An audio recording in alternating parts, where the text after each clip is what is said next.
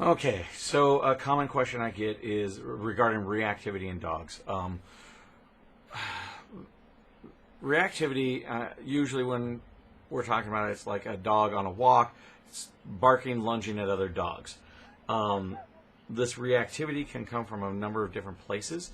It can come from a more aggressive place for the dog. It can also come from a place of excitement for the dog. So the treatment, though, is very similar. It's more about the degree that we're dealing with. Usually just excited to see other dogs isn't quite the stressfulness of just of the want to attack all the things. But in the end, we're doing the same thing. What we need to do is we need to desensitize them to the stimulus, which means they need exposure to other dogs.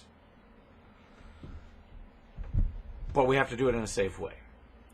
So that and there's different ways we can control those variables. I do not suggest taking a reactive dog and just shoving them at the dog park.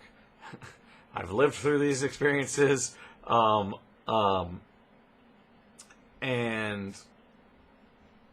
every time it goes badly. So what you need to do is do it in a much more controlled way. Maybe find a park where you can kind of control the distance between you and the passersby.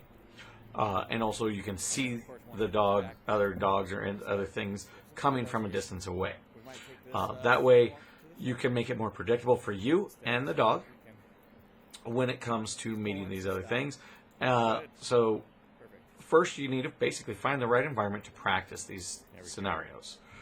2, you need to find a very high-end reward that can counteract that behavior of reacting to the other dog, because we will have what's known as competing reinforcers, the reinforcement of barking, yapping, lunging towards that other dog, and then whatever reinforcer you have on hand to help control it. If they are overstimulated, they will not go after your reinforcer no matter what.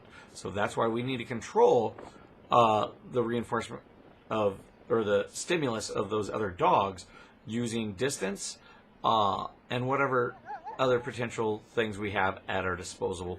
Generally, distance is going to be the main thing. If your dog is reactive at 100 feet, then that's where we're practicing. We might be practicing 110 feet. Actually, just past their threshold. And we want to redirect them towards us and away from the stimulus that we don't want them to do. Now, so that's the first part. We need to desensitize them to the stimulus of that other dog. While we're doing that, we're also going to practice and redirect them towards a different direction. There's a few different ways I do this, depending on the level and also the environments that we're talking about the dog being in. It could be fully refocusing on a simple target. Hey, target here, boom, boom, in the hand to the or nose to the hand. Good, we're good. Now we're going to move on. Or it could be watch me, where they have to look you straight in the eye and they get rewarded for as long as they maintain eye contact with your eyes. The reason I like these is they take the eye away from the stimulus that's bothering them and allow them to get composure. And the longer they are willing to look away from that other thing, the more advantageous it is in the long run. The more they're willing, they have the option to turn. But if you can get them to look at you, you're making them make a choice. And when they make that choice, you need to reinforce that choice. And sometimes you won't notice that there's another dog, but you might notice that their ears perk up, they look. And if the dog looks back at you, even without you commanding, you need to reward that behavior because they made that choice. I call it rewarding smart choices. We talk about it with kids, same thing with dogs. We need to reward every time they choose not to overreact, because that's the behavior we want. We reward it so that we reinforce it and make that the go-to reaction. Look at you instead of looking at the thing that's bothering them. It does take a long time, especially for aggression. If it's an aggression-based reactivity, and I don't necessarily like the word reactive because it is an ill-defined term. So usually if a client asks me that, I'm going to have about 30 other questions following to see what reactive looks like to them.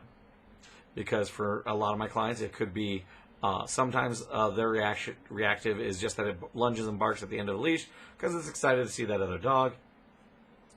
But on the other end of the spectrum, it can be frothing at the mouth, trying to snap, bite, do whatever it can, that type of reactivity. So we have to balance between those two things.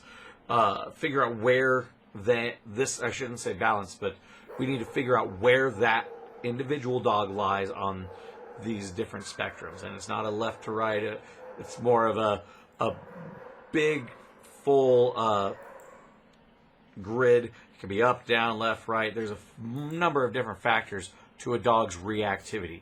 So, we do that, we desensitize them, and then we come up with a new behavior so that that behavior needs to be incompatible with them lunging. So usually I have it on them focusing on somewhere else. Those are the basics of what we need to do with reactive behavior, but this takes a lot of time. It takes a lot of patience, and I definitely recommend everybody record all the successes that they have. That's for us so that we're reinforced for doing these behaviors, because it does take a long time, and those successes will be subtle and slow during that process. It's not, you might have an epiphany moment, but it might just be a very slow grade of improvement over time. But that's the general gist. Desensitize, redirect. If you have any other questions, go ahead, send them my way, and I'll bring them up in future videos. Otherwise, everybody, thank you for watching, and you have a good day.